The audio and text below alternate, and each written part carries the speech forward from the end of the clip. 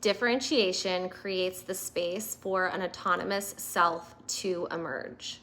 Individuation is the process of discovering and developing that self.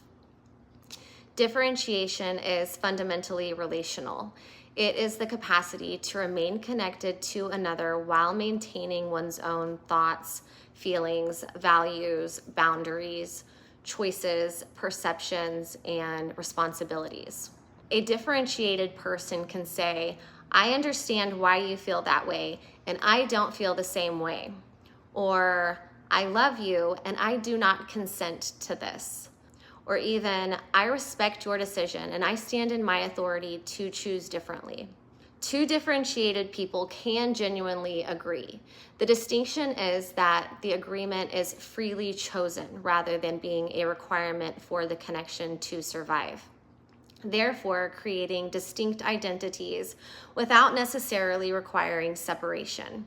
Individuation involves a sort of psychological unfolding within oneself. It is the process of becoming increasingly conscious of and integrated with the totality of one's own psyche.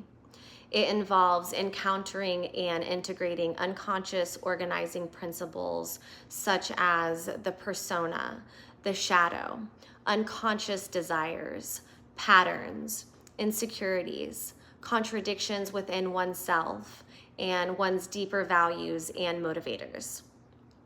Individuation is not simply I'm different from everyone else. It's closer to I am becoming increasingly conscious of who I actually am, including the parts of myself I have previously disowned or was not aware of. So, differentiation makes relational integrity possible. Individuation creates an integrated self. Differentiation establishes the boundary of self. Individuation develops the inner architecture of the self. Imagine two people. Person A says, I know what I think because I know what I think. Person B says, I know what I think because I know what I think, and I have examined where those beliefs came from, what unconscious needs they serve, what I've inherited from others, and whether that still corresponds to my values.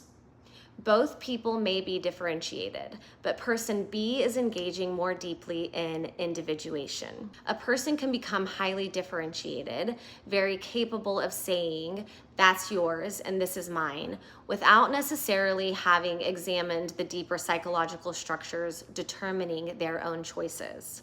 Whereas individuation requires some differentiation because you can't meaningfully encounter your own psyche if you remain completely fused with the expectations, identities, beliefs, and emotional states of others. Differentiation allows me to recognize that your alignment is yours and mine is mine. Individuation asks me to discover what my own alignment actually is.